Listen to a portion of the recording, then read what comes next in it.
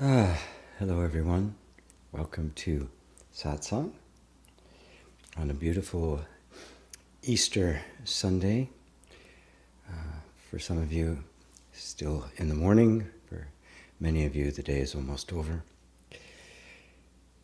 Anyway, I just wanted to start out by mentioning that this is an amazing holiday. The death and resurrection of Jesus is the centerpiece of Christianity. It is to Christianity is what it's become in the world. It isn't actually even center to it. I created a rather provocative title, namely Easter, Resurrection, Fertility, both. Because the history of this particular holiday really goes way back into antiquity. The idea of a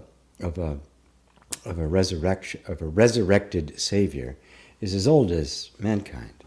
It's always been some kind of resurrected thing. I mean, there are people who are these kind of special beings that were then sacrificed, their body cut up and spread, and that was the origin of coconuts. That's the origin of corn for the Native Americans. In agricultural environments, that metaphor of the seed dying as a seed, being planted into the ground, and then a few days or weeks later coming back, resurrecting into the plant. It has its origins there, and so it actually, it is also in the time. Of course, this is the time of spring. This is the time of planting, right? This is the time of fertility. This is the time of bunnies and baby chicks, and later chocolate. So it's it's pretty amazing. To see what it has become, and then it becomes concretized into the sense of the resurrection. When we start looking at the resurrection spiritually, or more metaphorically, we realize that literally millions of times during our life we have died and been reborn. That the whole process of the human body is one of a constant birth and death. Cells are dying. Some last only a day or less. Some will last, I think the most is 15 years. So literally, while we're talking, millions of cells are dying and being reborn. This is the nature of life itself. It is a constant stream of birth and death, birth and death, birth and death. And there's something transcendent that seems to hold the whole thing together, because when these cells are reborn, they're recreated, they don't become something else, right? You don't suddenly become a tree or an aardvark, right? There's a consistency to it, and yet it's never ever the same. It has on every level, every cell, every organ, every system, and the entire body itself has a cycle. This is what we call at the level of the entire body, that is, this entire conglomerate of stuff that's happening is birth and death. And so on every level we have this cyclical thing working out, which is what we call primitive people, actually just non-technological in our sense of the term, people, they saw this. They were completely immersed in it every day, so they saw this continuity, which is where the idea of reincarnation came from. The idea of that sense, that intuitive sense of life after death, that there is something beyond. We all know it. We can feel it, which of course means there was also something before birth. So the resurrection represents transformation. And of course, there can't be a resurrection without first a crucifixion. There can't be a being reborn without a death. So there's this need for us to embrace both sides of the equation. The fact is, we're dying all the time, and we're being reborn all the time. At some point, this physical form is no longer going to want to sustain itself. Well, it's no longer going to be sustainable, and it will just dissolve. In the Hindu tradition, they have names for these. They have anthropomorphized names for this. Brahma, which is the creation, the birth. Vishnu, which is the sustainer. And Shiva, which is the destroyer. There is this cycle of constant, but it's not like there's a creation, then there's a duration, and then there's an end. It's constant. It's always happening. Every single second is a creation, an endurance, and a dissolution. So what has happened is that this incredibly beautiful metaphor has been turned into what is regarded as a concrete historical fact, and then arguing that must be the case. Now, you have to understand that there's almost no evidence. Well, there is no evidence for a birth and for a death and a resurrection of Christ. The only evidence there is the stories in the Gospels that were based, and actually the resurrection doesn't even happen in all of them. They're contradictory, and outside of that, there's absolutely no reference to it whatsoever. Look at the historicity of it, and it is just it didn't happen. It simply didn't happen. There's no evidence that it did. So what Christianity has done is painted itself into a corner. It has to prove that it was a historical fact, or from their perspective, Christianity is false. It's a lie. And of course, when you've based your entire life, your culture's life, your everything life, our legal system is based on that, the law which Christianity came from. When you do that, it's kind of hard to kind of just go, oh, never mind. Guess it wasn't true. Incredibly difficult for that to do, almost really impossible to do. But that's what's happened. Instead of seeing it as a metaphor for an eternal truth, and then letting that truth be clothed once again in modern clothes, because the same body can wear different clothes. It doesn't change the essence. But instead, it's been this forced issue of trying to prove it historically. And of course, it got all mixed up with the fertility rites of various cultures, as the church trying to absorb other cultures into itself, kind of stuck the resurrection story in the middle of springtime. But it makes sense, right? Because the seed dies and it germinates and it's reborn as corn or a coconut or something. So I always like to point out that if any of these stories have any value whatsoever, and frankly, as history, it has no value, especially when there isn't any. It's simply a myth that got put into the form of a religious principle or dogma, and then had to become historically true, and at that moment it lost its life. So let's resurrect the resurrection. And how do you do that? Well, you bring it into yourself. What is your own resurrection? On a spiritual level, we are all going through a transformation. And that transformation is from being being completely lost in the unconscious. And the unconscious is nothing other than our animal or instinctual nature, our instincts. It is just all the basic stuff of life, the safety mechanism, the desire to procreate and be safe, and to have things for shiny objects. And in human beings, a sense of self based on that. And that's the unconscious. That's all there is to it. It is not self-aware. It does not have the capacity to examine itself, any more than a dog does. A dog, wonderful, right?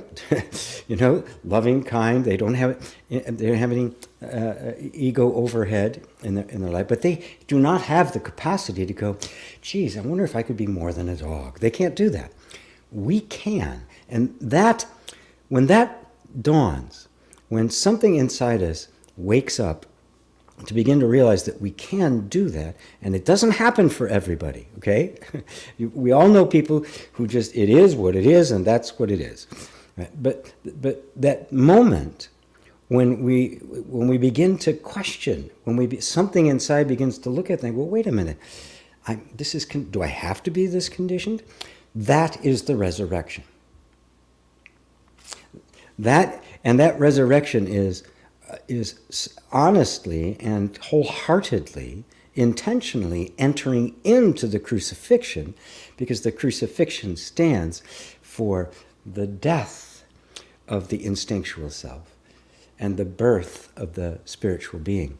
Now, of course, it's not really a death, because birth and death go hand in hand. It's a transformation. It is no longer the sum total of you.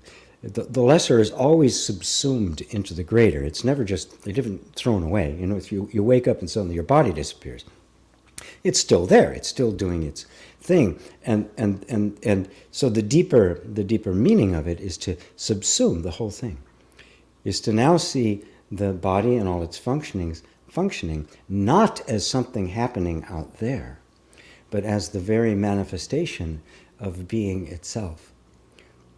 This is the transformation, that resurrection that takes place in the heart. And there's a difference between when it's just kind of intellectual and something inside just craves it. You want it. You want to reach for that sunlight, just like the plants. The plants do that, right? They reach for the sun. Right? In humans, that's a metaphor for us reaching for the light of our own pure being.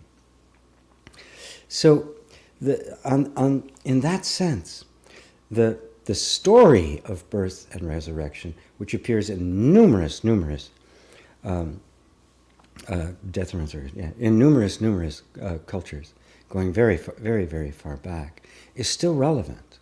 What it was pointing at, the truth that it was pointing at, is still relevant. When you take the truth and you freeze it, you petrify it, you say that this appearance of it is the whole of it, you have completely destroyed the story's capability to transform and guide a culture. And if you look around, that's where we're at. We have lost the cultural narrative that gives meaning to all of this, and we're floundering. And it's been replaced basically by economics. So now, bunnies and eggs and baby chicks and sell a lot of chocolate. It has no meaning anymore. Right? People say Happy Easter, and it's great. A lot of people have said Happy Easter to me today as I've been out and about. But it's like, where's the substance of it?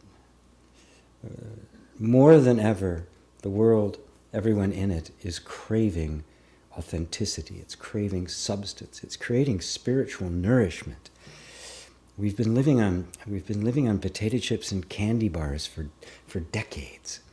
We need a real meal of spiritual nourishment. That the awakening of that craving is the birth pangs of the resurrection. So I'll leave it for that. I'll leave it at that for now. Take a drink of water. So, is it resurrection? Is it fertility? It's both. It's both. Lovely. So, yes, some people have noted I am now in my new place. It's still a bit of a mess. I just moved in yesterday, and it is a bit of a mess. But I think this is where I will be doing Satsang. I'm sitting in a stool now. I need to get some kind of a chair. But I think I will be doing my live streams from here because that's a nice background. Although I'm delighted to say I actually have a fireplace. So I may do some fireside chats for us all as well. So, on that note, let's say hello. Hello, Ava. Hello, David and Elaine. I'm happy so far. It's very comfortable. It's very quiet. The neighbors are all very friendly. It's very different than the last place I lived down in the city. Hello, Marty. Good to see you. There's Rosario, Dorte, Caro in Ireland. Facebook user, spring is the resurrection of the sun, not sun. Boy, it depends on the culture, right? And some people like to use the word sun. And of course, in the cultures where these originated, they didn't speak English. So it wouldn't have been even close to the same word. The winter solstice, of course, is the death. And then they're expecting the resurrection to happen, and at this point it hits the apex, right? The equinox. It hits the apex, and it's the resurrection of the sun. It's the resurrection in its glory. It's the resurrection of the plants. It's the resurrection of life. It's life coming back to life. Now, and noteworthy, this would not be in tropical or climates. This would be where you had a severe winter, which is further up north, or in places in Africa where winter meant there was drought, right? So everything was coming back to life with the water of life, and so that's where the whole fertility thing came from. Everything is coming back to life, right? It's springtime and a young man's fancy turns to thoughts of love. Hello, Melissa. Hello, Ursula in Portugal. And anyway, happy Easter all. Happy Easter to you. Yes. Hey, you are in your new place. Happy? Be happy there. Thank you. Om Namah Shivaya. Thank you, Facebook user. Happy Fertility Day. Play in. Hello, G. I heard this beautiful poem by Rumi today. In the existence of your love, I become non-existent. This non-existence, this linked to you, is better than anything I ever found in existence. Yes, I'm familiar with that one. In the existence of your love, and of course, with Rumi, there's always this beautiful two sides. It can go to the romantic love, the adoration, and it also goes to God. In the existence of your love, I become non-existent. This is the Sufi mysticism. This is the heart and soul of the Sufi mysticism. There's no you. It's not that you come from God and go back to God, right? There's nothing but God. God is all there is. This is the you that Rumi is referring to. There's nothing but that. The ultimate resurrection is the resurrection into where the crucifixion and the death means you cease to exist. And it is realized that, see, you can't be born or you can't die because you were never existent in the first place. As Balyani put it, the messenger is him. The message is him. The receiver of the message is him. He sends himself through himself to himself. Right? Is both the sender, the sendee, and the sent. It is all the one. Even the doubts you have, even the thought I don't get it, is he, or her if you prefer. I use using he because that's what in Sufi, traditional Sufi, God was given. We need another one. We need a fourth pronoun that applies only to the one, because none of the rest do. But so everything you're experiencing, when you say I got distracted, right? That's him. His oneness is his veil. The veil is him. You are that. There is no you. There is only God. There is only the one. And you are that. Even the thought that you're not is him. Try to take that in.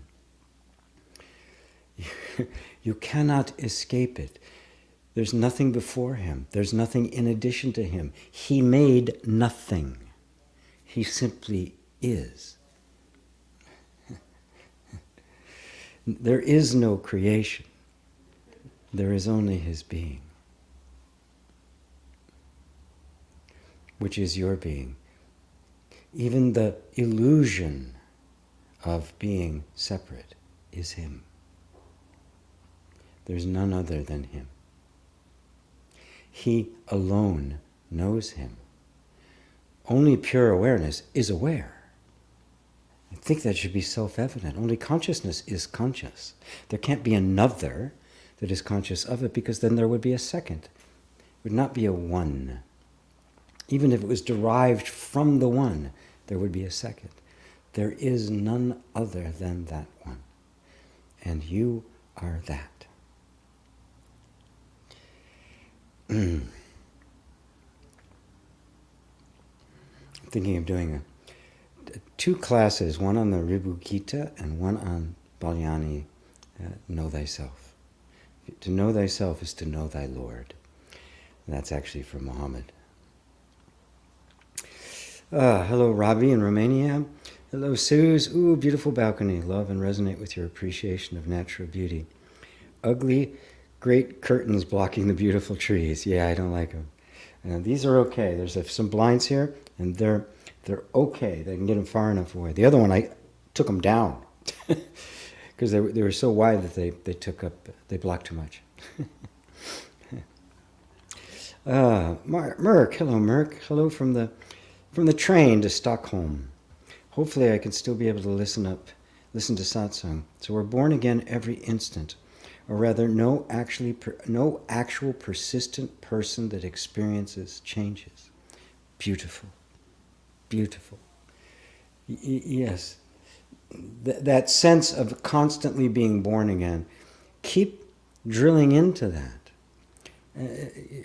Because that would mean, being born again, that there was something that was born, had endurance, and died. Even if it was like measured at the quantum level, where it's just infinitesimally small. But even in quantum, I think it was Niels Bohr, one of the two guys, him and Max Planck, that developed quantum mechanics.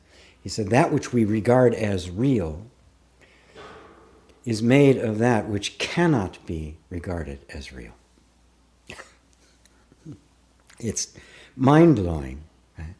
But there actually is no persistent person. That's just a thought projected upon a constant change. And that constant change is the self, which means it's changeless. There's nothing changing at all. I hope I'm not going too far with you all. There is only a thought of a persistent person, of an entity that exists. There is no entity that exists. But bear in mind, even the thought of it is him. There is no you. There is no person. There is no self other than the self. So when you're sitting here listening to me, it is the self listening to the message, which is the self, from the messenger, which is the self. It is all one. And that oneness appears to be a veil simply because mental activity cannot deal with oneness. It must have two. It must have a subject-object. This is beyond subject-object. It is beyond all human research. It cannot be known.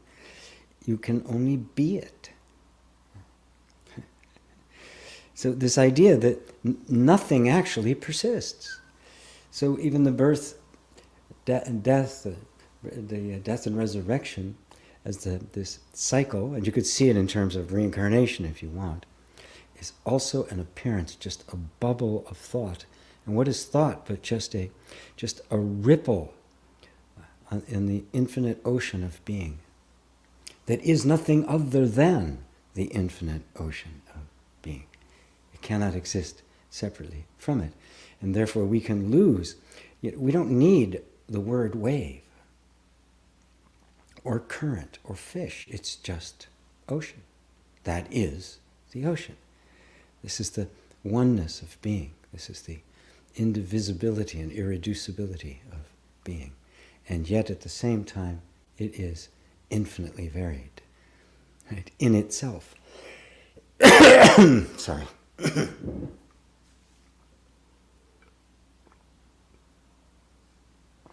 I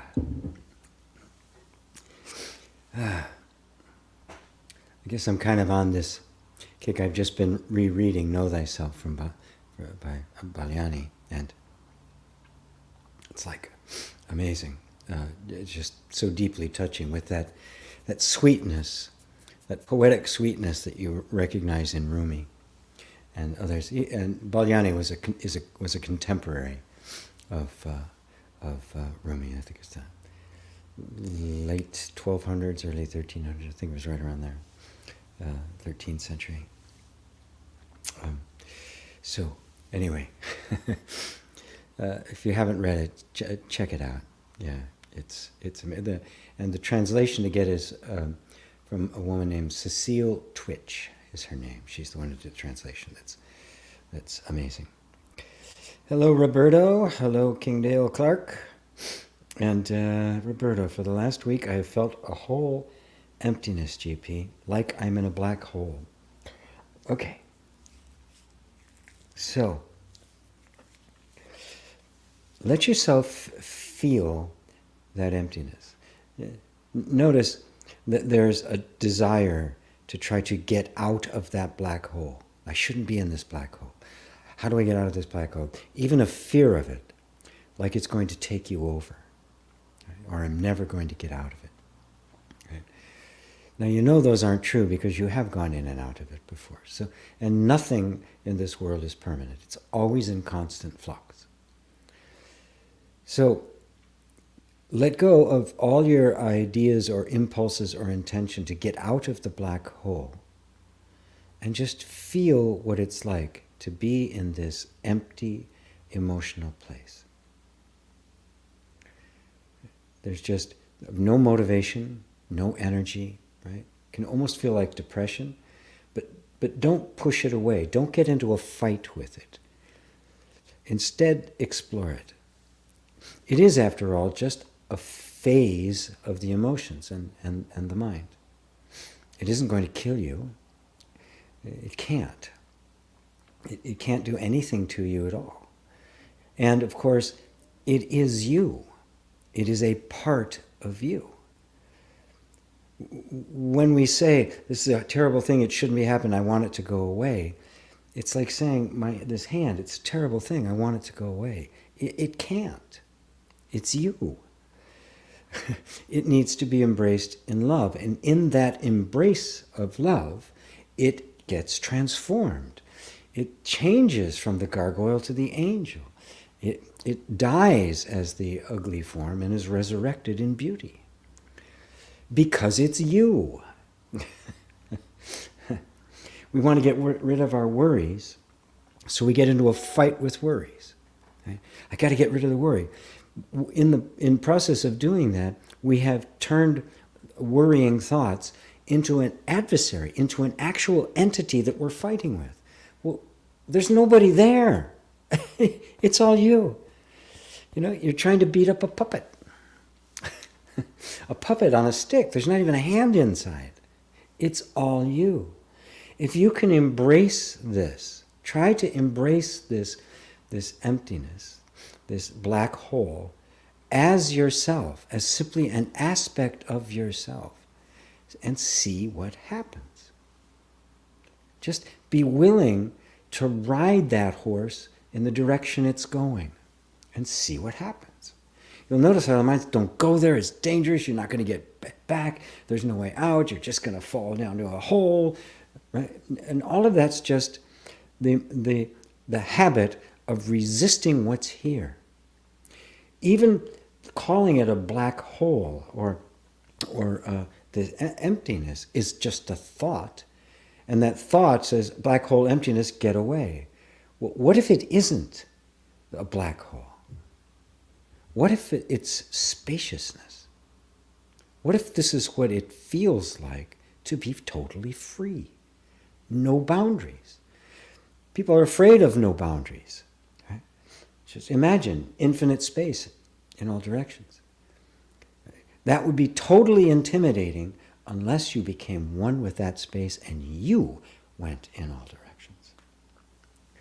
Otherwise, little me in the midst of all of this, become the black hole. Merge with it. Immerse yourself in it. Ask it what it has to offer you. What's your gift? What aspect of me are you? Right?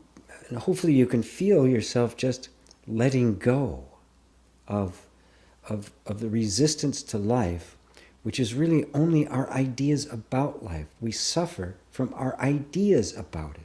There's an idea about this feeling that has come up, and you're suffering because of that idea. And because of that idea, trying to get away, you've not actually experienced what it is, only what you think it is. So drop what you think it is. Take the risk. Okay, I'm going to get trapped in a black hole forever? All right, I'm going. Let's see. Let's see. Let's see what happens. Try it. You'll just find your whole being surrendering, and you'll find that there's just this incredible kaleidoscope of things happening. There's incredible, enormous elation and enormous spacious stillness. And both are you. Don't fight yourself, because it is nothing but you. The whole universe, folks, is only you that you have disassociated yourself from. You've heard me talk a lot about suppressed feelings, angels in the basement, the parts of us that we have disowned or disassociated from. Everyone you meet, every object you hold, everything you do is disassociated you. The entire universe is simply you having disassociated yourself with the infinite you. That's why it comes back to us in the form of God and spirituality and pure awareness, right? To remind us that that's you. There is no little you. You are that. Resurrected as that. You are the universe and more. Embrace it in its totality.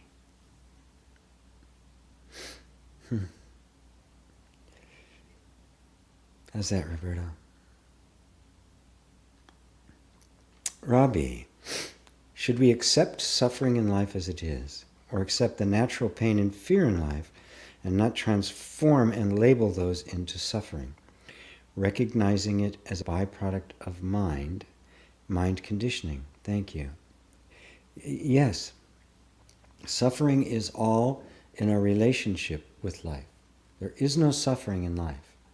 The suffering we experience is when our lives become disconnected from our nature. I call it a soul disconnect. When I no longer have access to my own nature. When I feel, and part of that symbolic, I'm disconnected from nature as a whole, right? As the entire planet has become. I mean, we couldn't be destroying the planet at the rate we were if we were connected to our nature and connected to nature in general. So, now this is, I want to be careful when I say that, because in modern usage, pain and suffering are equated. And there's no way of getting through life without the experience of pain. Right? You cannot experience love unless you're willing to experience grief. I mean, that's the opposite of it. Right? And the deeper the love, the deeper the grief, because nothing, no form that love takes is permanent. It will transform into something else. So that which you love will be gone. It will die and resurrect. I miss my kids when they were little kids. They're gone. They're gone forever. I will never experience them again like that. Right? The 5-year-old, my 5-year-old sons, my 10-year-old sons, my 15-year-old sons, they were marvelous at every single age. They were just miraculous. And they're gone, never to return. Now, love doesn't come and go because it's not a form. The form that it appears, that manifests it, does not contain it, does not restrict it. And so you see, they're one. There is only that love. So that means grief is also love. It's the same essence, and you can't have manifestation without having both. You simply can't. Unless you have the yin-yang, that flow between the apparent opposites, which aren't opposite at all, you can't have any manifestation. Yin-yang is required. So how do we, to accept that as it is, right, is the end of suffering. Now, the process of accepting that as it is much more easier said than done, because we have all been conditioned. I mean, the egoic mind is nothing but the collection of preferences for one thing over another. Whereas pure awareness is like space. It has no preferences. Space doesn't care what's inside it.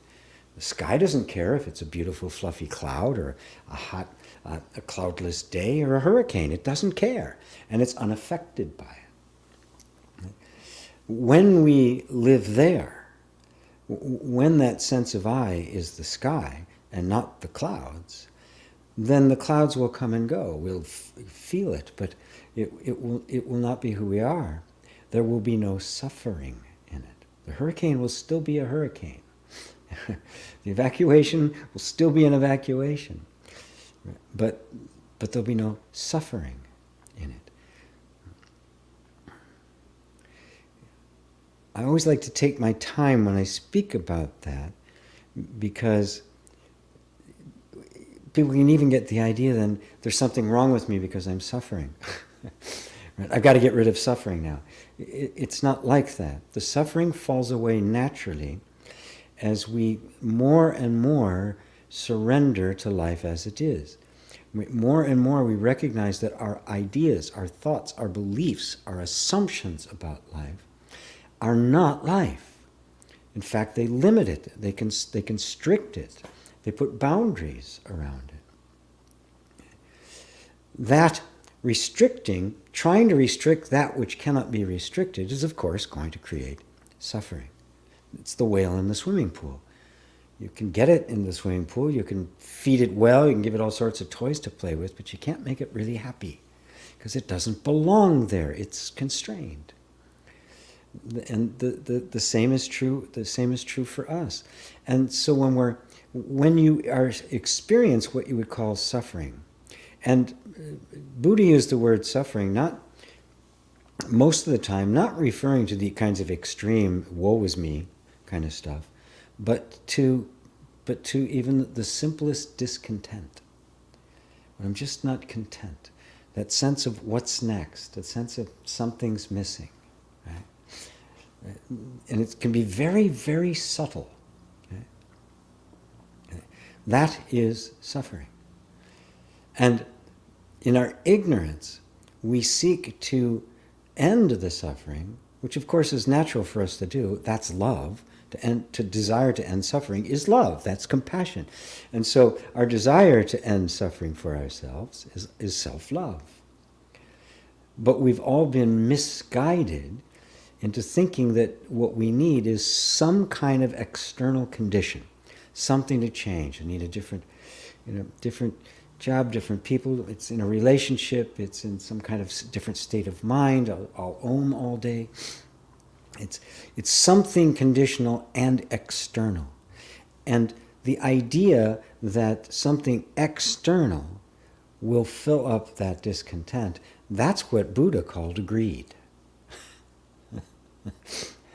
He wasn't referring to just the obscene, just immoral amounts of wealth that are being accumulated now. That obviously is greed too.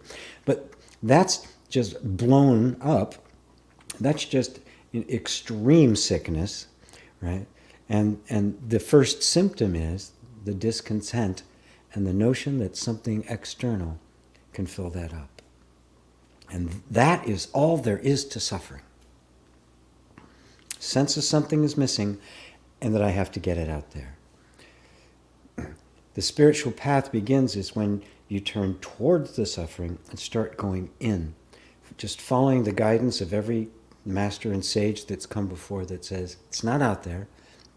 Nothing out there will satisfy you. Turn here and start walking inward. Be with that feeling of discontent. Don't reach for the shiny object. Reach for the emptiness. Right? Reach for the one that is aware of the discontent. This is the spiritual path. The goal, whether you're reaching out here or reaching in here, is the same: to end suffering and be happy. That's the goal. Right? How do we do it? How do we actually end suffering and be happy? Right? That's the key. What's the true path to that? Well, that's the path inward. And the pinnacle of that path is non-dual self-inquiry. That gets to the point of, who am I? Who is it that is suffering? Can there be suffering without a sufferer? Now the I itself is being talked to, is being reborn, is being resurrected. The I itself becomes the focus of attention, because if it does all belong to me, then the fact that I don't experience it means I don't know myself. Period. It's not something is missing. If there's discontent, it means I don't know myself. So even the discontent points you home. So thank you, Ravi. Thank you for that. Hello, Liza. Good to see you. Liza. There's hey, awakened INFJ. David, if death can be seen as the disappearance of a person, a body, a world, do we experience death each time we fall into deep sleep? Rebirth occurs on waking when a character and world come out into existence. That which never dies is the constant awareness, which is the substance of all experience and existence. You know, that's absolutely the truth. That's absolutely the case. At night when you fall into deep sleep, well, first off, when you fall into sleep at all, this world disappears. It's gone. When you're dreaming, it's a different world, isn't it? It's completely different. And it's as real. You're completely in it. You don't deny it while you're in it. Go, oh, this isn't real. You're totally in it. And you have different names, speak a different language, have a different gender, different race, all sorts of things. You can fly, right? All sorts of things. But then when you fall into deep sleep, there's just nothing. That is, nothing but you. There is no world. There's no identity. Laying next to the love of your life, he or she's not there. They're gone. There's nothing. Yeah, it is. What you're seeing is the aspects, in the waking state, the dreaming state, and the deep sleep. You are simply seeing aspects of awareness, of consciousness, as it moves through. And that's exactly what it's doing. It's moving through its phases. And it recreates the world every morning. You know, when you wake up from that deep sleep, it's the first thing that happens is the sense I am a body in the world. It happens just like that. I am a body in the world. And so it is a death, in the sense that every night you disappear, and every morning something is reborn. But the consciousness, the pure awareness, has remained unchanged. It is simply what has arisen. If you look at it, every day is a cycle of life. Take that across a whole life, and you get a birth followed by by a death, and it's the same thing. It's just on a macro scale, exactly the same thing. And then this falls away, and then an entire cycle may start over. Usually does, until of course you completely understand this, and then it doesn't need to start over again.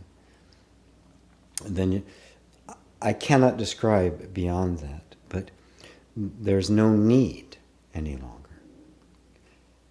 There's nothing in you that wants to be something which will give rise to the next I am, a body in the world. But this is a metacycle, or a megacycle, which is now what you call this life. But what is this life but a series of deaths and rebirths every, what we call a day? That's what marks a day. For crying out loud. That's what marks the day. Just a second.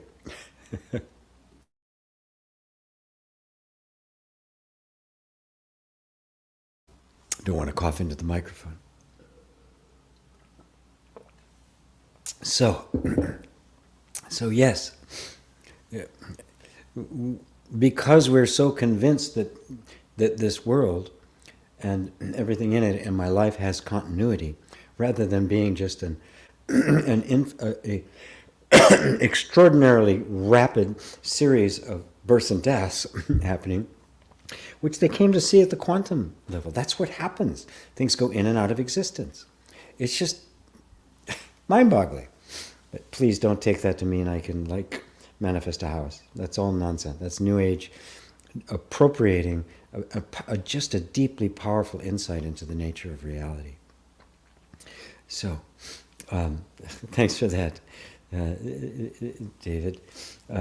Yeah, and Elaine, it's really, if you can see it like that, you'll see that this is just the cycle that's playing, and it has nothing to do with you. You, other than it is you made manifest. The self appears as David and Elaine, and their life individually and their life together.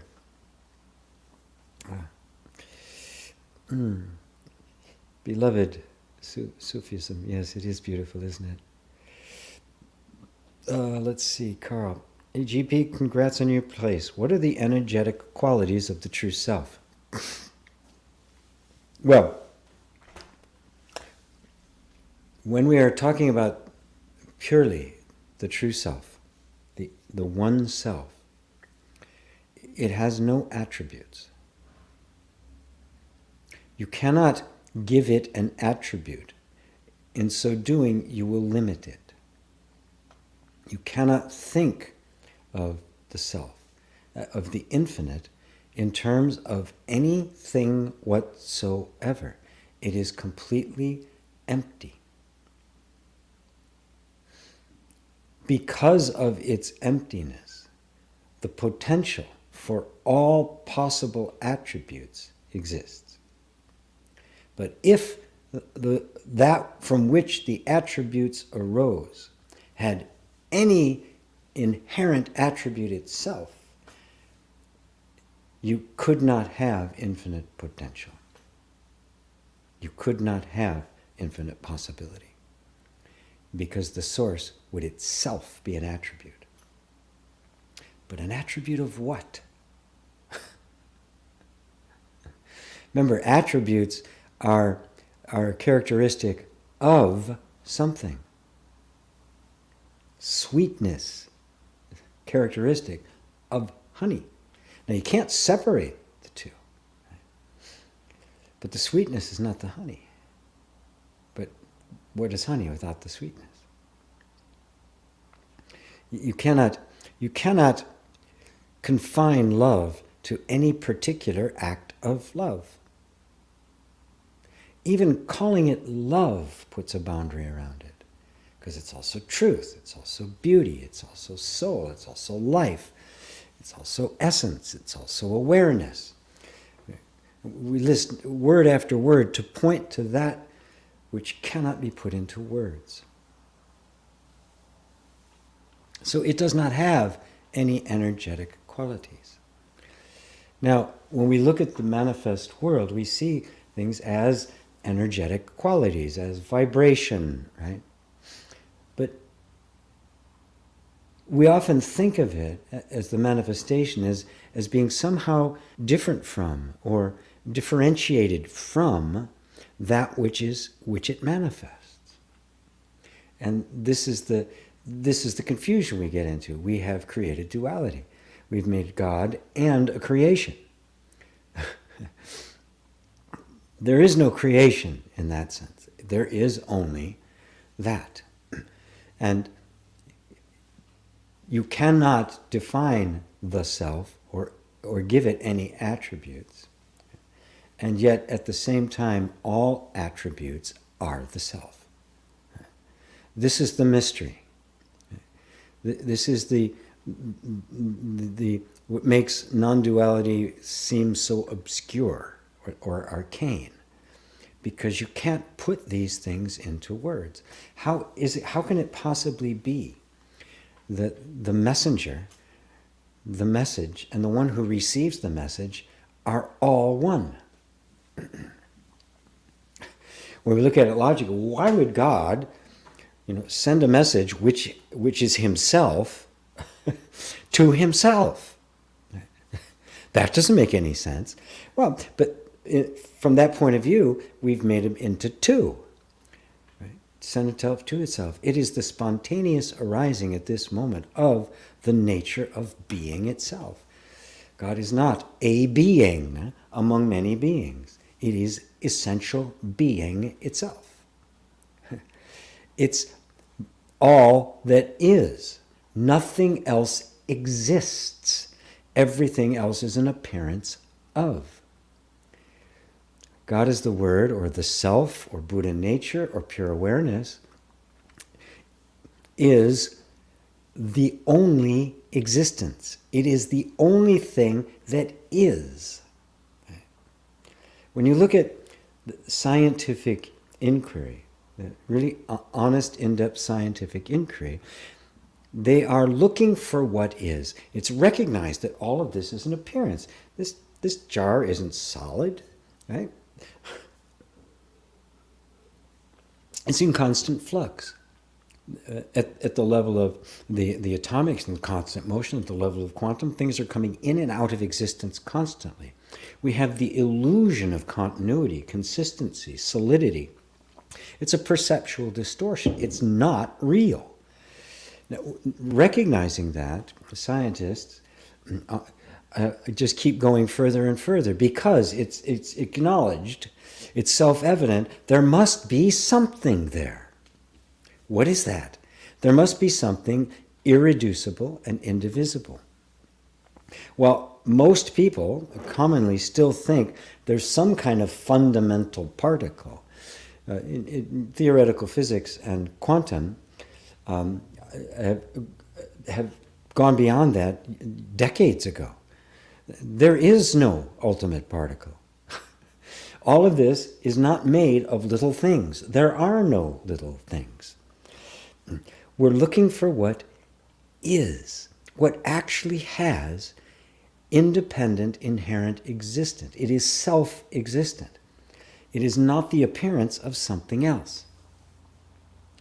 And the only difference between that genuine kind of scientific inquiry and non-dual inquiry is that is, the thing that is indivisible and irreducible, and the non-dual is consciousness.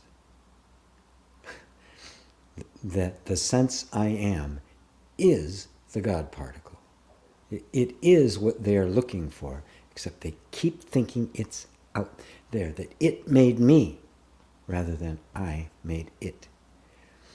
And so, I don't know if mixing up the question here. So even what we call energy and energy patterns and vibration, even that is simply a concept. It's an idea. It's an assumption. It too is just an appearance. And what everything is an appearance of is what actually is, which cannot possibly appear. appear. The moment it appears, it has definition, attributes, boundaries. It has an outline. That which is cannot itself appear. That is you. And that is why you can't find you. You cannot appear. And any thought of you is wrong. You cannot appear. You simply are. You are what is.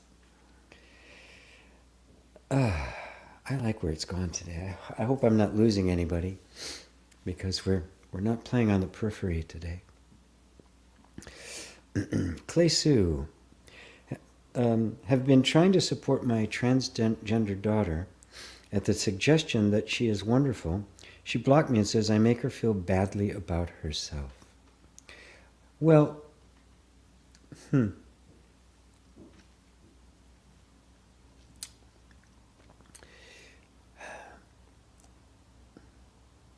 Judging from everything you say and what I know of you, I would have to say that it's not you. She may have some ideas about you. She may assume that you don't accept her. She may have doubts about herself. She may not be absolutely certain about it. Sometimes these things, I don't know how old your daughter is, but boy, it's hard enough growing up as a teenager, finding a sense of identity that works. But now with gender fluidity, it's even more difficult. Trying to come to terms with all the feelings that we all have, right? and try to come up with some kind of a functional sense of identity that will work in the world. And this has to happen, by the way. You can't tell them, oh, there is no self, there is no identity. It's too soon for that. There has to be a solidification to become a functional adult. And it's really difficult for kids to do that today. One in my family. And everybody's very helpful and just, okay, you are now she. Fine. Right? You do that, and really, if they're, you don't want her to suffer. I mean, that's the bottom line. You simply don't want her to suffer, right? And but of course, if she's a teenager, she's going to, because it just comes with the territory, I'm afraid, because it's very uncomfortable. It's very awkward. But I wouldn't take that to heart if she says you make her feel badly. Don't defend yourself. Don't try to prove that you're not. But just love her. Right? Just love her. Want to be there for her, and just at some point the door will open again. Right? That message, even though she's blocked you and there's no form of communication, your love does not need the internet. It does not need cell phones. Right? The message rings out loud and clear. And so you can take it into yourself to remove from yourself, from your sense of consciousness, the notion that anything exists other than the self. That even a struggling teenager or struggling young person is the self. And there's nothing to fear, there's nothing to worry about, there's nothing that can be lost. And just simply let it play itself out. Holding, not making her something separate from happiness, separate from health, prosperity, relationship, sense of self. Don't allow yourself to participate in the notion that she could possibly be separate from anything, that there's even a separate entity there other than the self. This is true love. Bringing, in your own heart and consciousness, bringing her back to herself. You recognize it for her. Even if it's lifetimes before she recognizes it for herself. This is the Bodhisattva Vow. Suffering beings are numberless. I vow to save them all. And having saved all beings from suffering, no being has been saved. It's the beautiful mystery of the Bodhisattva. Okay? So to you in your consciousness, there is nobody there to suffer. There's no sufferer. And outwardly this expresses itself in the deepest kind of compassion and helping hand and just being and doing whatever you need to be and do for somebody. But inwardly, you simply do not agree with the idea that there is any kind of a separate self. This is the key, and I think it's the key to the physical healings and all the healings, the miracles of Christ arose from that fact that he simply could not see anything other than God. So do the same. And you'll find yourself at peace, and in that peace you find it's everywhere. She's in that peace. It also is that peace. There's nothing but the one. Really, use this as an opportunity to see that so deeply for yourself that all possibility of suffering simply vanishes, saving all beings from suffering.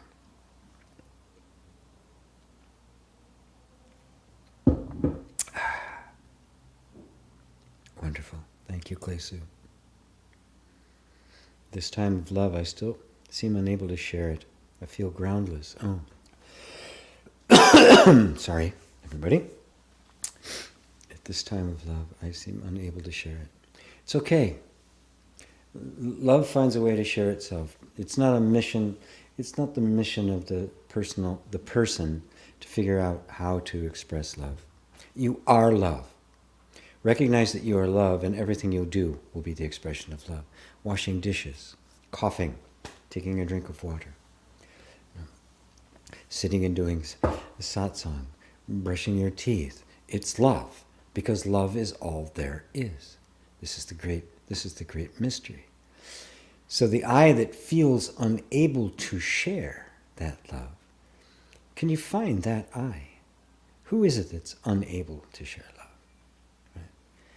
Does it exist? Does that one exist other than as a thought? That thought that says, I'm unable to share love. Is it true? Right? Or is it just a thought? And if that thought never occurred to you, would you be unable to share love? See, this is what we're breaking down. It's nothing but a thought. It's not true. If I believe it to be true, I become someone who's unable to share love. Because of the power of consciousness, I create a universe in which I'm unable to express love or to share love. I did that. We do it. And then we think it's happened to us.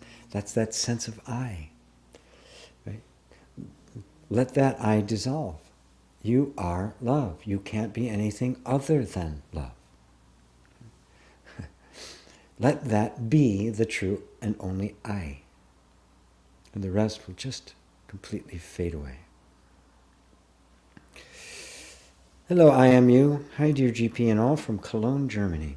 Will science ever come to this eternal truth? To spiritual knowledge, knowing resurrection and pure consciousness? Or does the system of science not allow it? The institution, the ideologies of science disallow it, but they're transient, they're temporary. There are people who are showing up, right, that are seeing through it. There's many actual scientists who've had non-dual experiences, but they don't talk about it because they lose all their credibility. They can't talk about this kind of things. It's just a matter of time. It's an ideological thing, right? And of course, most of science now is dedicated merely to producing stuff for the marketplace. It's been reduced to invention rather than existential exploration. We live in a society and in a system that doesn't care about anything existential. It is purely perfunctory. I mean, it's the worst.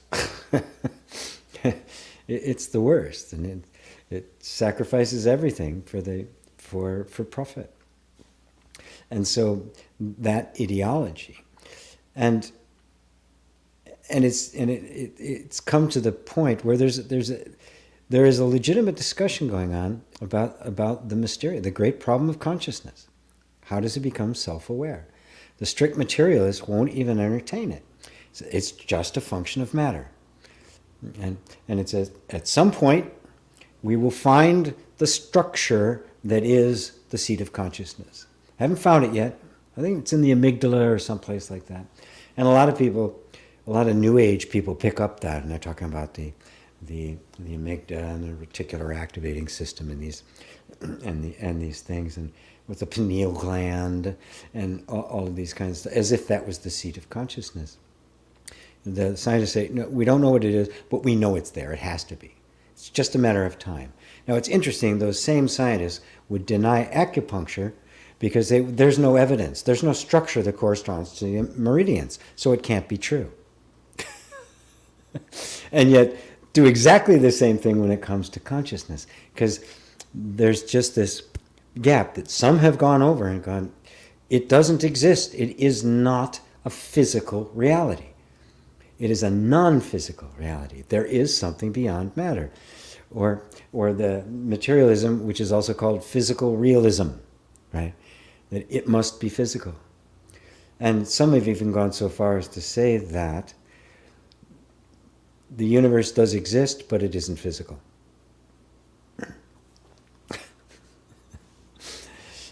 Very few have gone so far as to say it is consciousness itself, but there are some.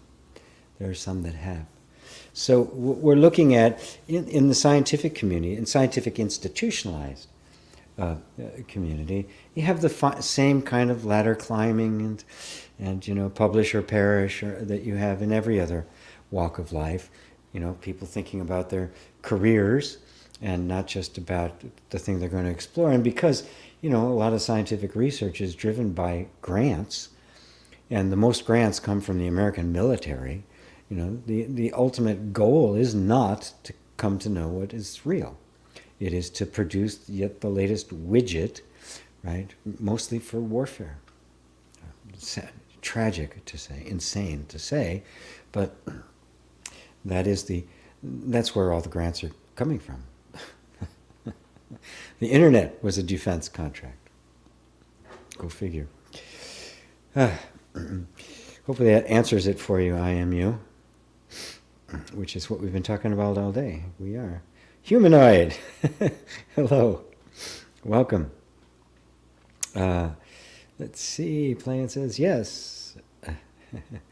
Let's see. Absolutely perfect timing. Got home to this just starting. After maybe 2 hours in the forest, being in such, no words. Love, love, love. I am. Thank you. You're welcome. I guess you answered my question when you're answering Merck's question. We cannot know it, just be it. It can't be known. No. It cannot be known in its entirety. And when we say it can't be known, the mind will go, oh, okay, I can't know it. But it still makes this not it. It can't be known because this is it, and it's not it. You can't know you. You can't know the infinite, because by definition, knowledge is a definition. It is some kind of a outline. It's some kind of an attribute. It's some kind of content. Right. So the infinite being itself cannot be known, and yet everything is being. Right? It's not everything has being, right? Or everything has consciousness. That's panpsychism. Right? That everything, the atom, the molecule, my watch, everything has consciousness. No. Does a dog have Buddha nature or not? No. It does not have Buddha nature. It is Buddha nature. Nothing has consciousness. Consciousness has everything. This is consciousness. And it isn't. Right? because it's not all there is. It's the instance, it's the appearance, right? And it's appearance of what? It's not something else reflecting consciousness, right? Because then there would be two. It is consciousness, and it is not consciousness. It both exists and does not exist. This glass both exists and does not exist. It exists experientially, but when you look at it closely, for no moment is this thing in existence. It's wacky. But this is the nature of reality. It's only our minds that have gotten so constrained and gotten so small that we've locked things in, we've frozen things when nothing is frozen. We've turned the wind and tried to freeze it, right? We've taken a wave and tried to take a picture of it. Well, you take a picture of a wave, it's not a wave anymore. It's like trying to take a photograph of a great song. The moment you freeze it, it's not a song anymore. Right? This is the wondrous mystery of the entire thing. That it's a constant appearing, and yet nothing inherently appears. What appears is myself. So I do know myself, and I don't know myself. Let me introduce you to me. And the flowers on the deck out there, the trees, they're all the self. There's nothing other than the self. And all the rest of it is just names, conventions, words, and more words. Right? As Buddha himself says, nothing arises, nothing endures, and nothing subsides. Nothing exists at all, and these are nothing but words. Me. Mark Foreman, happy Easter. What you teach is both profoundly the most important concept to understand is essentially simple. Freedom from the ego is what death and resurrection is all about for me. Yes, it is only that which is born can die. That which was never born can't ever die. It has no beginning and has no end. That alone is existence. That which is can never become that which is not. So it is, what dies is the sense of birth and death. What dies, what is sacrificed, the sacrificial lamb on the cross. And the cross is an ancient symbol, right? The quartering of the universe, past, present, heaven and earth. And in the center is the archetype of the king, or the sovereign, or the queen, the empress, which is the very nature of the realm, right? Which brings all of it together. So on that, the personal ego is crucified. The king serves the realm, not himself. The false king serves themselves. That's the ego. That's Herod. That's Prince John. That's Scar, from Lion King, Prince John from Robin Hood, Herod in the Bible. These are the false kings that serve themselves. The true king does not. That's the resurrected king, king of the Jews. I mean, it's really a beautiful, beautiful story if you look at it as a myth. If you don't, it's horrific. And literally didn't happen. And yes, it is deeply profound and utterly simple. So simple, the mind cannot fathom it. Because what could be simpler than one? What could be simpler than I am? Then it's already true. There is nothing to derive, nothing to attain, nothing to achieve, nothing to figure out, nothing to work through, nothing to practice. What could be simpler than that? You just are. Full stop, game over. The mind can't handle that. And so there's this energy of doing. But that's okay. That energy of doing is the life force. That's the prana. That's the chi. Right? That is consciousness in action. But never, ever does what appear become a self, become an entity in and of itself. That's the whole mistake, that this universe exists independently of me. Some people say, well, you see, nothing exists. Nothing exists independently of me.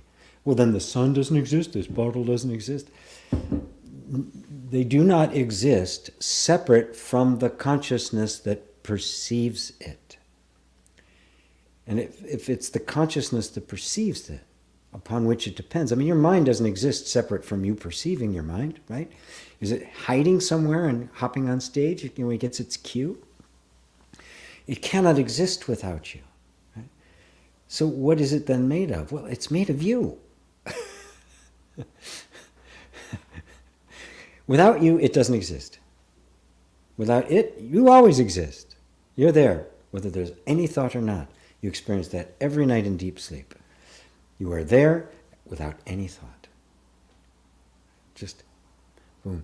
Or in swoon, or in, you faint or something like that. Are you gone? No. There's simply no content. The space is now empty. In a moment it'll fill up with planets and stars and grass and things. But the space remains completely undefinable. How do you define space if you take everything out of it? That's you. That is the real you. And it's just totally beyond. Beyond, beyond, and beyond, beyond. Happy Easter to you, Peter, in Italy. It is the ego that must die, must be free. Oh, you had more, Mark? Oh, I didn't see the rest. Oh, sorry. It must die to be free. Free of itself, yes. Best way for it to die is to starve it of what it needs to survive, identification and separation of object and subject. It is the ego that must die to be free. Oh, okay, it's just repeated. Yes, but the ego, go take it a bit further. Can you kill that which was never born? Because that which never existed, can it cease to exist? So even the ceasing and the emerging and the ceasing is the self. There's nothing there. Right? The true death of the ego is to recognize that it does not exist. It never did. It's like Bugs Bunny. We all know what Bugs Bunny is. We talk about it, but Bugs Bunny exists only as a thought. The ego exists only as a thought. So there is no ego. The moment I make it a thing I have to deal with, I've created an entity. I've literally brought it into an existence, a devil. And a devil in the Bible, by the way, it simply means the adversary. Satan means the block. Right? It's simply that which denies. That's what the ego is. But the ego doesn't exist separate from your belief in it. So it has no existence. That's the true resurrection, when it's like, my God, it never existed in the first place. I can't have an ego death because it never existed. You can't kill Bugs Bunny. He was never born. Now, the means by which we really dive all the way into the profundity of that is exactly what you point out. By starving yourself of identification with and the belief in the ego as an actual entity of any kind. You're denying existence to anything other than yourself. Then there is no subject and object. Right? If it is all me, then there's no subject and object. It's not one thing looking at another. Then, as Balyani put it, the messenger is he, the message is he, and the receiver of the message is he. The sender, the sent, and the one to whom it is sent are all him. That is all me. There is none other than myself. This is kind of the theme here. This is the oneness satsang. It's delightful, delightful, delightful. And so what we're doing actually is we are expunging from ourselves all belief in anything other than the self. Anything other than the one. When Nisargadatta met his guru, the first thing the guru said to him was, "Nothing exists but you. You alone are. Give no reality to anything other than yourself." Nisargadatta's comment was, "I puzzled over it. I trusted him. That's why he did it. That's why he pursued it. I trusted him. So I puzzled over it. I queried into it. And I eventually came to see it was true. Give no reality to anything other than yourself. Anytime you do, that's the ego. But you've created it. You've just made Bugs Bunny." Think of your ego as Bugs Bunny, right? What's up, Doc? and you'll very quickly come to freedom from it. It doesn't matter what it pops up. It's always the notion that something has popped up external to you that creates the conflict, that creates suffering, that creates the difficulty. There's nothing but you. And the mind will go, "Just me, GP, or Mark, or King Dale." No, those are all just ideas. Those are all concepts. Those are all forms. I'm talking about you. That which is hearing my words right now is the self. It is not Mark. It is not GP. It is not Mary. It is not anyone. It is the self. You alone are. You are what is. You cannot deny your own existence, which means you simply are what the scientists have been looking for, namely, that which is. I am. Thank you, Mark. Oops, sorry, Peter. Didn't mean to put that up there. Hello, Mary. Kingdale Clark. GP question, if you don't mind, brother. No, that's why I'm here. What's the best way to deal with unwanted, intrusive thoughts? Thoughts that can lead one feeling in despair and that they are a bad person. What's the best way to convince them that they are not the thought? Bit of a different question, but relevant all the same. Well, don't try to convince anybody, but be convinced. Right? Then the words will come. But remember, the majority of the time, Ramana Maharshi said nothing. He was known as the silent sage. People would come and simply sit in his presence. He didn't try to change them, to enlighten them, to do anything at all. He just was it. And many woke up simply because of that. If that wasn't enough, he would step down and he would speak in the kind of absolute terms that I'm speaking today. If that didn't work, he would take a step down from that and he would give various kinds of meditations and practices. And he would step down again from that. Right? Just to hit somebody on whatever level he could hit them at. But the essential teaching was silence. Right? Was the pure presence that he was. So, dealing with unwanted thoughts, well, one way is to want them.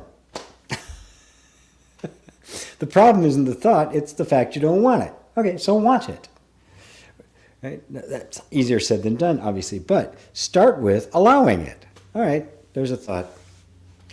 But see, what happens is that thought comes, another thought's, oh my God, this thought's going to lead you into despair.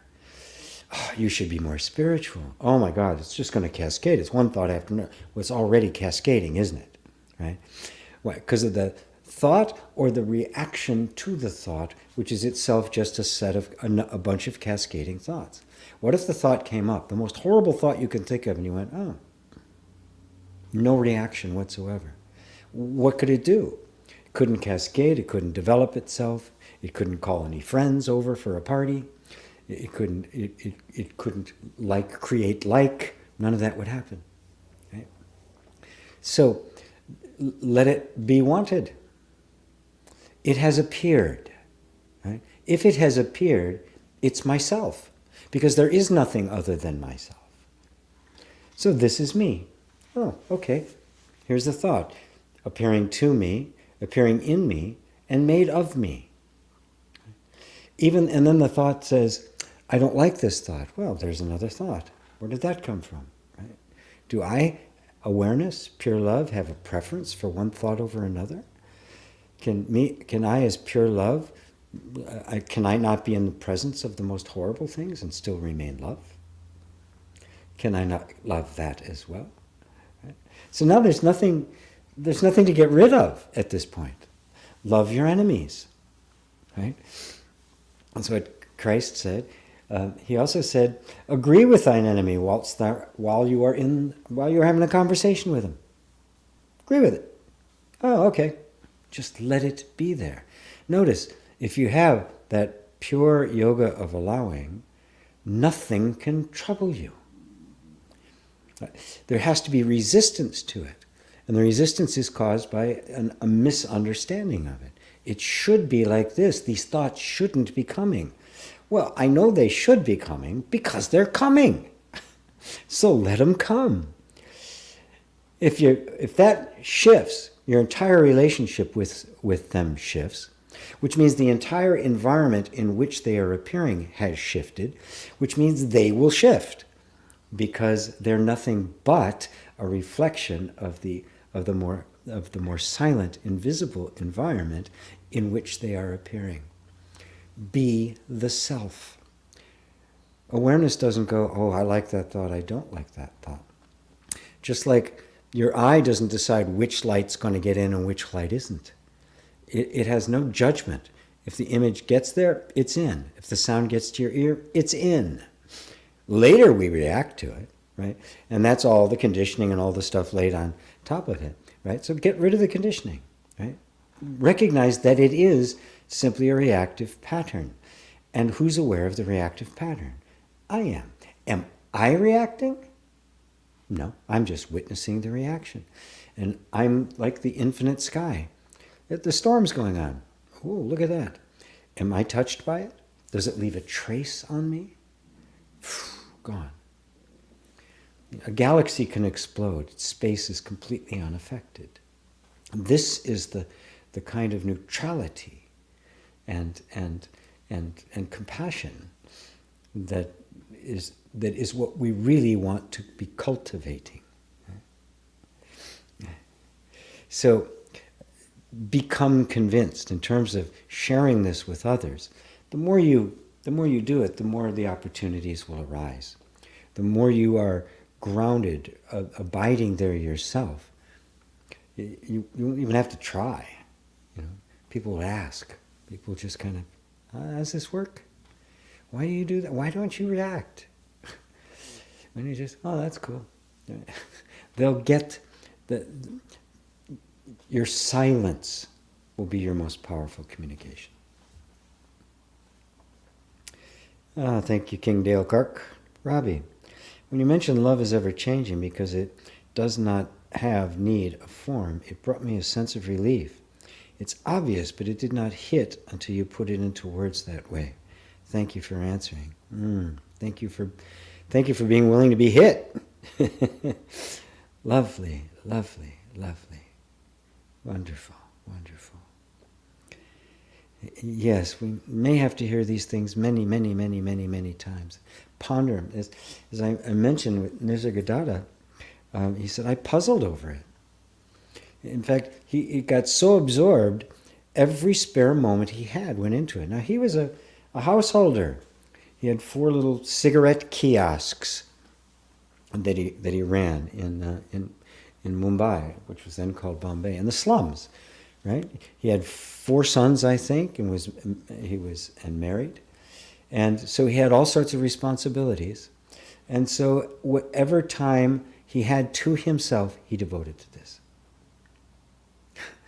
He didn't go up in the mountains and pray, and he didn't go to a monastery, he didn't renounce his family. He just took whatever time he could and he pondered it.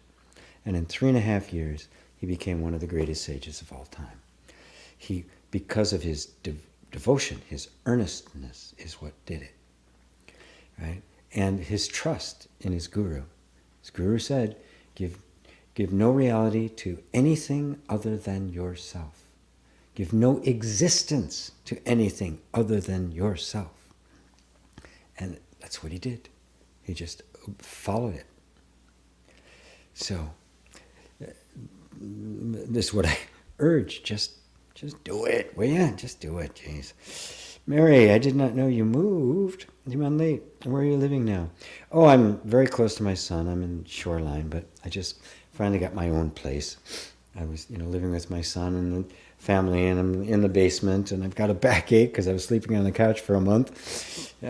Finally in my own bed, and it's quiet and the like. So my granddaughter is not happy about me leaving, but they're 5 minutes away on my bike, right? Less than a car. So I'm very close to my son and my sister.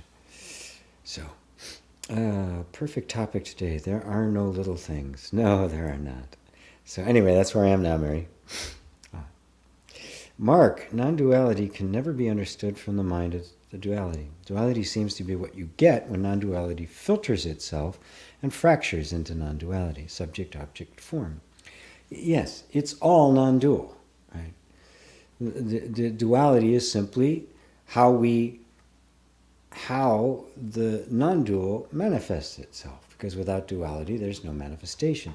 So the ultimate non-dual, the ultimate oneness, is neither dual nor non-dual. It is transcendent of all categorizations. It's simply beyond. The self is simply beyond. And so you can see that even emptiness, it can only have emptiness in the presence of somethingness, existence and non-existence and existence, non-duality with duality, right? And so they're all pointers to that which neither exists nor doesn't exist, is neither dual nor non-dual. Right? And it's just, that's me. Right, that's you. And all of this is you. Beautiful, beautiful. Lisa Berry, GP, back in the U.S. from Germany. Yes. Hello, Lisa. Jay, Hari Om Ji and everyone. I read and listened to some of the well-known Indian sannyasis, and they put an emphasis on teaching the Bhagavad Gita to guide you to this realization. I've read articles on Raja Yoga and Prana Yoga by Swami Vivekananda. Vivekananda. I thought it was Vivekananda. The Art of Man Making by Swami Chimayanda, a book of quotes from Ramakrishna, etc. But how come a teacher like you, G, is able to explain in simple terms and show this truth a lot faster? I probably wouldn't have realized it if I were to read I Am That before I met you. Well, these are all various kinds of traditions. They're all valid. They all come at particular times. When you are ready for the absolute, pure, undiluted truth, it shows up. In the Ribhu Gita, it even points out, it says, put aside all physical practices, all practices, except for the practices outlined in this book. And having read it several times now, I agree. But not everybody is ready. Not everybody is ready to hear, you already are the self. Again, in the Ribhu Gita, it says, only because you have gone through the austerities and disciplines and meditations and practices in many, many lifetimes, it's only because of that that this book even finds its way into your hands, let alone a teacher that can explain it to you. It's because you've already put in the work, so you don't need those practices any longer. And you can begin to see that they are a convention, they're temporary. That doesn't mean they're not useful. Of course they are. They're useful for those for whom they're useful. But all teaching is outgrown. My teaching you will outgrow. There'll be no need for me whatsoever. I will become, and I want to become, obsolete. And this is the nature of it. I mean, Buddha, the Heart Sutra, is a complete dismantling of even the Buddhist teachings, to the point where it said the truth itself is simply beyond. Gone, gone, gone beyond, gone completely beyond. The great mantra of Prajnaparamita, the wisdom that takes you to the other side. So it is with total respect and honor of these great teachers. But the pure thread of Advaita Vedanta goes beyond it. Zen Buddhism as well. Buddha went beyond it, but it's the same. It's the same in a different language. As I said, the Heart Sutra, the Lankavatara Sutra, the Rughu Gita. There's plenty of wonderful things in the Bhagavad Gita, many revealings of absolute pure truth. But it was also aimed at the karma yoga, which is the taking action with no attachment to the results. I mean, that's the key to it. That's what he was asking Arjuna to do in battle. Just to have no attachment to the results. Just do what you had to do. This is what this life is for, and you can see how that could be a glorious step forward, a step out of personal attachment to outcome, but at the same time there's still somebody there. It has not gone to the place where there isn't anyone. Krishna is all there is, and there isn't even a Krishna. It must become me, right?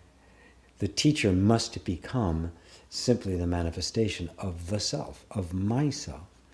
And then the teacher, when the student is ready, the teacher appears. When the student is really ready, the teacher disappears. Beautiful, beautiful. Good distinction, produced and reduced.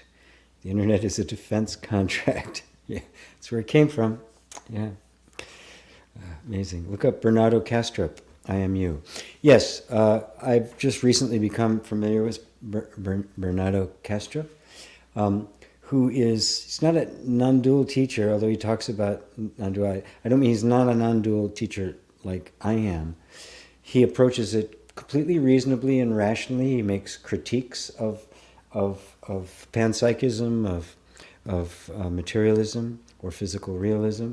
And he's enough of authority that he's being published in Scientific American and other kinds of stuff. Rupert, can't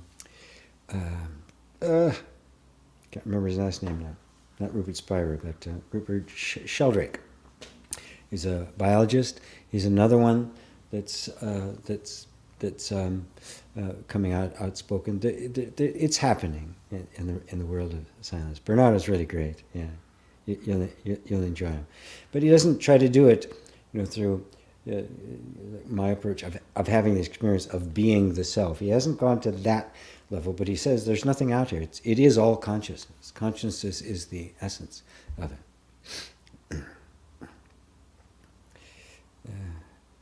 How do you define space if you take everything out of it? I can see Lisa collecting quotes for our next show together. Lisa is by the way, the producer of my show and my business partner. Maximus, are you not entertained? Not quite sure how to answer that. Yeah, often. By a lot of things. Did I miss something prior to that? Sorry if I missed a promise to that, so I'm not really quite sure. Anyway, appreciate your fresh perspective on old myths being taken too literally. Yeah, That was Joseph Campbell, really was my education about mythology and the like. So I have to give credit where credit is due, right? He would call them petrifacts. The moment it becomes a fact instead of a myth, you've destroyed it. And when that happens, a culture will get more and more dogmatic and cold and violent, just exactly what we're happening. The story isn't alive anymore, and life is. So if the mythology isn't constantly developing, isn't re-expressing that fundamental unchanging truth, re-expressing itself in the constantly changing world, you get what we have now. And it's even worse now because we have all sorts of false stories vying to be truth, and all sorts of media perpetuating just this smorgasbord. Somebody trying to control the story, recognizing that to control the story is to control the people. So I think Lisa and I did a show called World War III, The Battle for the Mind, and that's what it is. It is a battle to control that story. And fortunately, we can see through the whole facade of it. I am not a story. The stories just come and go. No story is the truth. And that is our protection from being swept away. And that gives us the capacity to just make the stories as we need them and never get stuck in any of them. To make a new story of existence. Not a God who sits up in the cloud and tells us to conquer other people. But just the extraordinary wonder and beauty and mystery of the infinitude of our experience. And the total mystery of the self. So, Jerry's. Hello, Jerry's. Hi, everyone. Jerry's Jubran. Are you new? I don't think I've seen you before. Thanks for answering, GP. You're welcome. Mary, it is so fortunate, that one of us, so unfortunate that those of us were indoctrinated that to be spiritual, one must not have unwanted thoughts. To finally hear that these thoughts are okay brings up such anger over the needless suffering. And that's okay too, yeah. Yeah. It's like, what? What? I did what? For nothing? Yeah, a lot of anger, resentment. It's like, you motherfucker. Then grief for lost opportunity. All of that stuff can come up. And then finally just this overwhelming gratitude for being free. Look, we've been lingering in this stuff for lifetimes. Right? For lifetimes. And so, yeah. Yeah. Yeah, let that stuff, all of that come up. This is what happens when you get liberated. God damn it. That was completely unnecessary. And it just catalyzes our desire for freedom and our desire to see everyone enjoy that freedom. Brent, still recovering from the Delusion to Awakening course. What a masterpiece. It answered so many quiet, lingering questions I didn't even know I had. Oh, wow. Thank you. Oh, which reminds me, I still, with the move and everything, I still haven't taken down the discount. I can't believe it. I'll have to do that here. Put out one more email, the discount, because I'm going to do a live Q&A for the Delusion to Awakening course on Thursday, next Thursday, yeah.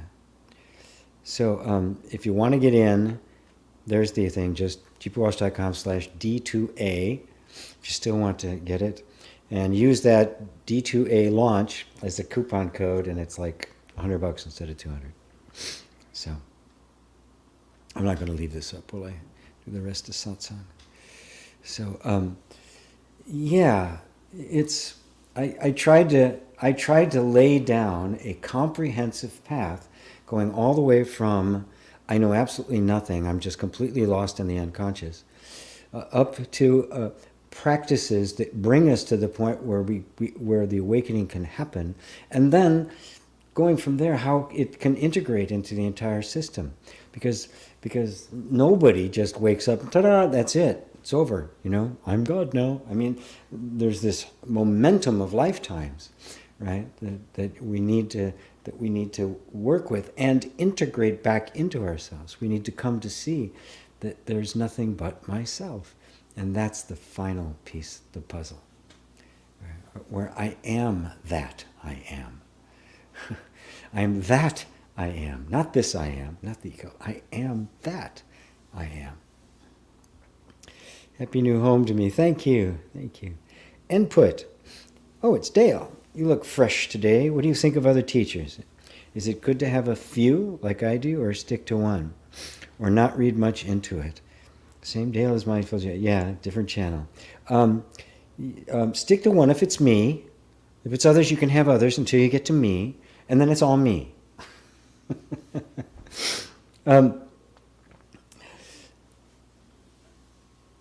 One should take in as much as you can until someone resonates with you, and then you stay with them, right? Until they don't. And I know some may leave me and go on others. They may go to Buddha, into a Zen master. They go to Muji, right? It's fine, right? That's absolutely fine. I could be the last for some. That's fine too. The thing to make sure to avoid is the mind will want to hop from thing to thing to thing, because it's avoiding dedicating itself to anything. But if you're going to listen to a teacher, really take them in, right? And put it into practice. That doesn't mean that you can't listen to many, but when you listen to many, okay, what's the common thread? What's different? Why is that one different than that? Is he saying something different, or just saying the same thing in a different way? Right? Because what you're really after is not the teacher, but the truth, right? And the teacher is only the vehicle through which that truth communicates to you with the least amount of resistance, and that which resonates most with you, that which represents you to you best, right? And at that point, just it's not the ignore. I mean, I read all sorts of things. Muji is my teacher, right? But I read all sorts of stuff. I watch stuff from Papaji. I read Nisargadatta. I read the Ribhu Gita, the Lankavatara. Right? So it isn't as if it's like nothing but, because that can become rather dogmatic, right? It can almost become devotional, right? But yet that is the embodiment of it that is absolutely for me. And I know that. And I asked him specifically to be that for me, which he agreed. So it is, remember, the teacher is also just the manifestation of yourself. That too is you, right? So the real me happened to look like a Jamaican with dreadlocks. Okay. Who am I to say? So yeah, just the mind loves to sample and say, oh well, that's okay. Oh, this is cooler. It wants to jump around and judge. Make sure you are devoted to the truth, right? And that's what you're looking for, and that will never lead you astray. Right? There'll be times when it'll be just exclusively focused on one. There's many practices of Muji's that I just do that. Right? The invitation to freedom is just marvelous. Yeah. So, I think that help. Mary says, you know what I'm experiencing, GP. It brings up such rage too. Yes. Yes. Yes. Yes, it does. Rage, anger, grief, sadness. It's like, what a waste. But seeing the waste of it makes you realize that, these aren't just little mistakes we're making. I mean, they're creating suffering. They're costing us dearly. We don't even recognize it. And this just kind of just inspires us to want to help others. I just want to I just want to save all beings from suffering. That's the Bodhisattva vow. I vow to save them all. How do I save them? By seeing that there aren't any. By taking them all into myself. Every suffering being is myself. In the Vedantic path, you come to see there is nothing but me. That's what is called enlightenment. But then, the outward, the tantric path, is when okay, nothing is me, everything is me. You're taking everything into yourself. All suffering beings are me suffering. Therefore, I am saving all beings from suffering in me. I am taking them all on, as Christ said, took this on the sins of the world. That was what was meant by that. And so it isn't just I'm enlightened, right? And now I'm cool, right? It's we are enlightened. And there really isn't even a we. As Nisargadatta said, to know that you are nothing is wisdom, to know that you are everything is love. Between these two, my life flows. And Buddha said, when I attained the great unexcelled enlightenment, simultaneously all beings attained the great unexcelled enlightenment. Ponder that. The ultimate liberation of the self, of the Buddha, the one, the awakened one, is when that one and all are one and all are saved. There's no one left to suffer.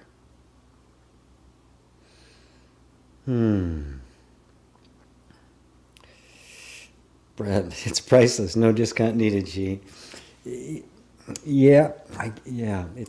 It's true. I mean, it was 4 days long. Yeah, there's like almost 10 hours, right? And I went into it as in depth as I possibly could. David and Lane, thank you once again for this beautiful satsang. We both love this deep dive into truth. The deeper, the better. Okay, going out of the snorkel and into the scuba, into the. I don't know, what do they call the thing? The bathyscaphe or something like that goes down to the bottom of the ocean. Thank you, gentle GP. Happy Easter. Happy Easter to everyone. Beautiful satsang today. Thank you much, Jeep, as well as for the From Delusion to Awakening. Oh, you're all very welcome. You're all very welcome. And now I can get back to putting things away. Washing dishes and clothes. Oh, my dear friends.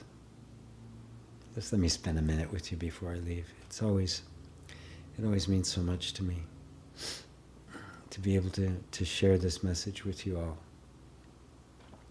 and to have it heard, to have it, have the seeds falling into good ground. It's taking root and it's sprouting in the resurrection, because it cannot help but happen.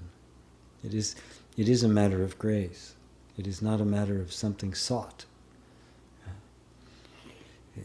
Even our seeking is Him.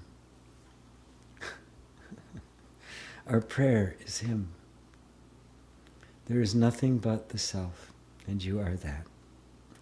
Till next time, my dear friends. Namaste.